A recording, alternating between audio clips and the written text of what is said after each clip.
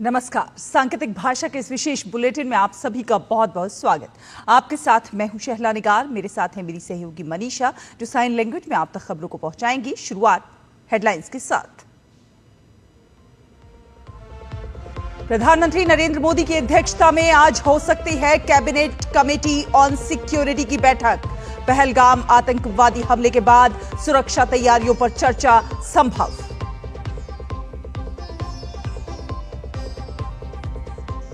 संयुक्त राष्ट्र महासचिव एंटोनियो गुटेरेस ने विदेश मंत्री डॉक्टर एस जयशंकर को किया फोन। पहलगाम हमले की निंदा। विदेश मंत्री ने अपराधियों को न्याय के कटघरे में लाने की जताई प्रतिबद्धता।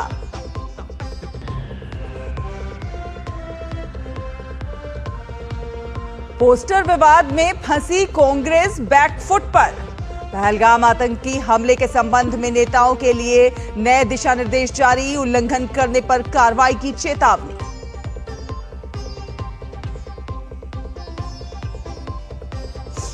अक्षय तृतीया पर आज से शुरू होगी उत्तराखंड में 4 धाम यात्रा। यमुनोत्री और गंगोत्री धाम के खुलेंगे कपाट। यात्रियों की सुविधा और सुरक्षा के लिए सभी जरूरी इंतजाम।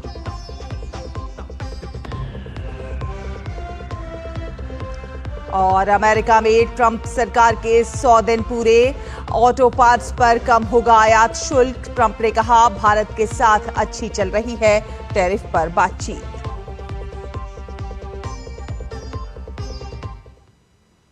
पहलगाम आतंकवादी हमले के बाद से पूरा देश आक्रोश में है। प्रधानमंत्री नरेंद्र मोदी ने पहले ही कह दिया है कि इस हमले का हिसाब आतंकवादियों और उनके आकाओं से जरूर लिया जाएगा। 22 तारीख को 26 निर्दोष लोगों की जान जाने के बाद से दिल्ली में बैठकों का दौर जारी है। खबर है कि आज फिर एक बार कैबिनेट कमेटी ऑन सिक्योरिटी यानी कि CCS की बैठक हो सकती है, जिसकी अध्यक्षता खुद प्रधानमंत्री नरेंद्र मोदी करेंगे। आतंकी हमले के बाद यह दूसरी CCS की बैठक होगी। कैबिनेट कमेटी ऑन सिक्योरिटी में पीएम मोदी के अलावा रक्षा मंत्री, गृह मंत्री, विदेश मंत्री और वित्त मंत्री शामिल होंगे। राष्ट्रीय सुरक्षा सलाहकार अजीत डोभाल के अलावा कुछ और प्रशासनिक अधिकारी भी बैठक में शामिल हो सकते हैं। आतंकी हमले के बाद से दिल्ली में लगातार बैठकों का दौर चल रहा है। 2 दिन पहले रक्षा मंत्री ने पीएम से मुलाकात की थी। फिर कल पीएम आवास पर प्रधानमंत्री के साथ रक्षा मंत्री, NSA समेत तीनों सेनाओं के प्रमुख और CDS के बीच बातचीत हुई। पहलगाम की बैसरन घाटी में 22 अप्रैल को हुए आतंकी हमले में 26 लोगों की जान गई है, जिसकी जिम्मेदारी लश्कर से जुड़े आतंकी संगठन द रेजिडेंस फ्रंट यानी कि TRF ने ली है, जिसके तार सीधे पाकिस्तान से जुड़े होने के सबूत सामने आए हैं।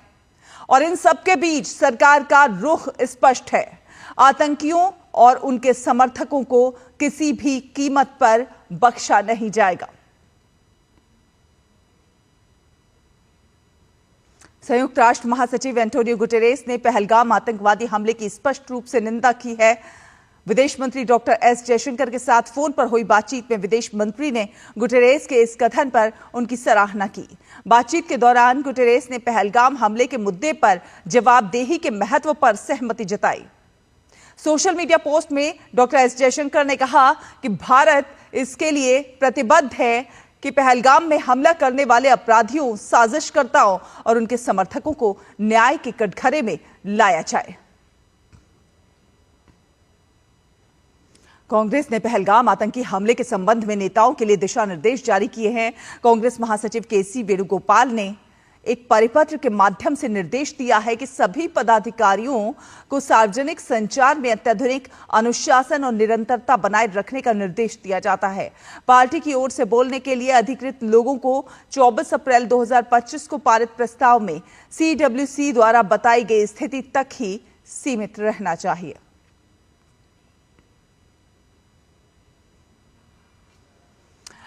और भारत के अगले प्रधान न्यायाधीश के तौर पर न्यायाधीश भूषण रामकृष्ण गवई के नाम की सिफारिश को राष्ट्रपति ने मंजूर कर दिया है।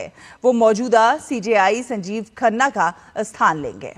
जस्टिस BR गवई 14 मई को भारत के अगले प्रधान न्यायाधीश के रूप में शपथ लेंगे।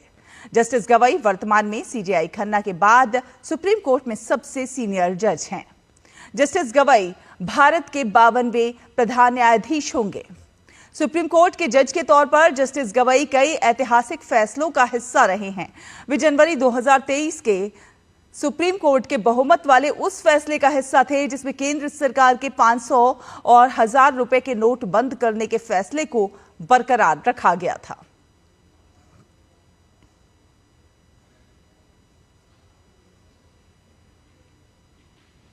और केंद्रीय कानून मंत्री अर्जुन राम मेघवाल ने अपने सोशल मीडिया प्लेटफॉर्म एक्स पर भूषण रामकृष्ण गवई की नियुक्ति की जानकारी दी। उन्होंने लिखा कि भारत के संविधान द्वारा प्रदत्त शक्तियों का प्रयोग करते हुए भारत के सर्वोच्च न्यायालय के न्यायाधीश भूषण रामकृष्ण गवई को 14 मई 2025 से भारत का मुख्य न्यायाधीश नियुक्त किया जाता है।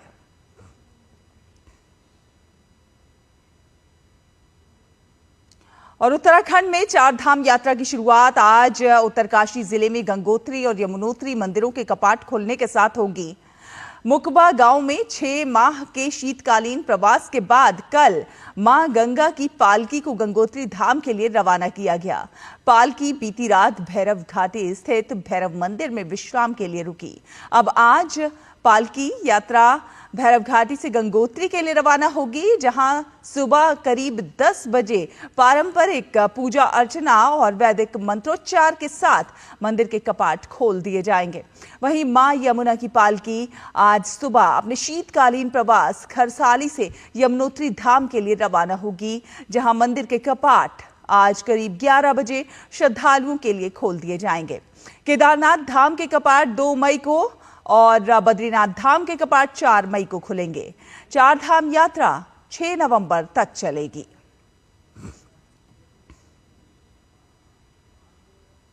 अमेरिकी राष्ट्रपति डोनाल्ड ट्रंप ने अपने दूसरे कार्यकाल के पहले 100 दिन पूरे कर लिए हैं। इस अवसर पर राष्ट्रपति ट्रंप मिशिगन की रैली में उन्होंने हिस्सा लिया, जहां उन्होंने टैरिफ, इमिग्रेशन और वैश्विक संगठनों से दूरी जैसे फैसलों को अपनी बड़ी उपलब्धि बताया। दुनिया के सबसे ताकतवर देश की कमान संभालने के बाद ट्रंप एक के बाद एक कई बड़े फैसले उन्होंने लिए, जिसमें दुनिया के तमाम देशों में खलबली मचा दी। कार्यकाल में सरकार ने कई देशों पर 26% तक टैरिफ लगाया, जिसका असर वैश्विक बाजार में भी देखने को मिला। और बात करें खेलों की, तो भारत की महिला टीम ने कोलंबो में चल रहे त्रिकोणीय सीरीज के दूसरे मैच में दक्षिण अफ्रीका महिला क्रिकेट टीम को 15 रन से हरा दिया है। कोलंबो में खेले गए मैच में भारत ने पहले बल्लेबाजी करते हुए 6 विकेट पर 276 का स्कोर बनाया। जवाब में दक्षिण अफ्रीकी टीम 261 रन पर ऑल आउट हो गई और मैच गंवा दिया।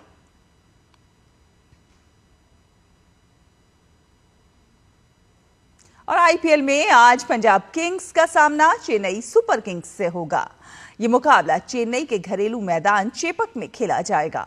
मौजूदा सीजन में पंजाब किंग्स की टीम को 9 मैचों में 5 जीत और 3 हार मिली हैं, जबकि 1 मैच रद्द हुआ है। वहीं 5 बार की चैंपियन सीएसके 9 मैचों में सिर्फ 2 जीत के साथ अंक तालिका में आखिरी पायदान पर काबिज है। अगर चेन्नई इस मैच को जीतने में सफल नहीं होती तो इस टूर्नामेंट में उसका सफर समाप्त हो जाएगा। दोनों टीमों के बीच अब तक 31 मैच हुए हैं, जिसमें से सीएसके को 16 जबकि पीबीकेएस को 15 मैचों में जीत हासिल हुई है। इसी के साथ इस विशेष बुलेटिन में फिलहाल इतना ही। मुझे, मनीषा को और हमारी पूरी टीम को दीजिए अनुमति। नमस्कार।